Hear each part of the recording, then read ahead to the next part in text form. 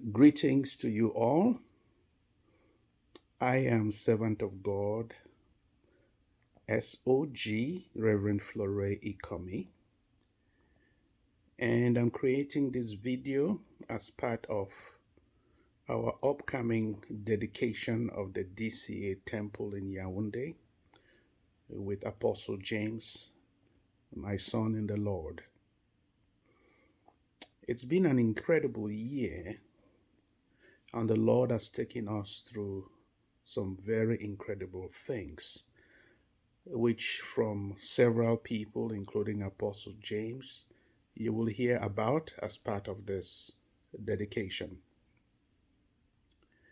But what we are celebrating today started on December 7th, 2024. We had a program at DCA, and on that day, the Lord spoke through my mouth and gave us an assignment with a timeline to complete it. An incredible timeline that made all of this that you're going to be hearing about virtually impossible for us because of how few we were, and also because we didn't have the resources sitting around to make it happen. The Lord specifically said, I should ask the congregation, as a spirit of heaviness came upon me as I looked around at the state of the church at the time, that I should ask them, how long will his temple look like this? Then the Lord went further and said to me that he's giving me the assignment, which I shared with the people on that day as well, to build his temple and to finish it within 1 year. So it was a solemn occasion, and the weight of that responsibility was clear to all. But we also understood that the Lord was not asking us to do it by our power, but to depend on him, to trust him, to make ourselves completely available to him and willing, so that by his Spirit and his provisions, this incredible task would be done, would be completed on time, and will be completed with excellence.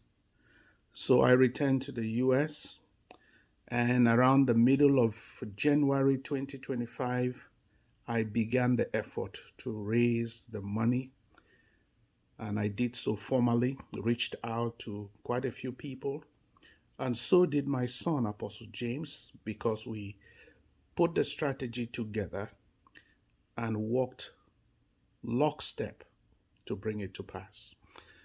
And by the end of January, beginning actually in February, we received the initial set of funds, and I sent that to Apostle James, and the work began. And things moved with a lot of challenges, but we kept pressing forward. And by June, what we had accomplished was incredible. The church was built from the ground up. The structure was in place. The roofing was done. Oh my goodness. In 5 months, what the Lord had done stunned everyone. The members of DCA and the partners who continue to support us with contributions, some small, some not so small. And we decided, as the Lord laid on my spirit, which is not typical, that I should visit DCA in July. And he gave me the theme for the visit: to celebrate his faithfulness. So we had an incredible program at DCA in July under the theme, the faithfulness of God, to SOG, to DCA, and to this work. It was incredible. I returned to the US And in fact, before I say that, not only did we celebrate the faithfulness of God in July, many things happened for the first time. A baptism was done in the church for the first time, and the Spirit of God manifested in the baptism in the most awesome way. 4 pastors were ordained, and 1 deacon was elevated to the position of elder. Oh, what a glorious time we had during that occasion. And the theme was clearly manifested before everyone. It was all about the faithfulness of God. All about the faithfulness of God. So I returned to the US and we continued our efforts to raise money to bring the temple to what you all now see, to finish the work with excellence. And here we are now to dedicate the temple. Throughout this process, the Lord kept reminding us that as it was with Moses, obeying God and building the tabernacle in accordance with God's specifications, and also King Solomon building the temple of the Lord confirmed and validated what they had done in accordance with his will by his presence. May it be so again for us in our time and in our generation in this dedication. For the Lord our God is a God who does not change. He is the same yesterday, today, and forever. As he was with them, as he validated what they did in obedience to his instructions, O Lord, do the same for us, for it's all about you. It's all about you and your awesome plans to advance your kingdom agenda in Yaoundé through your servant Apostle James, through DCA, and through your servant SOG. May many be drawn unto you as this temple is now completed. Let me just take you all back to a component of the revelation the Lord gave me in December when he spoke about this.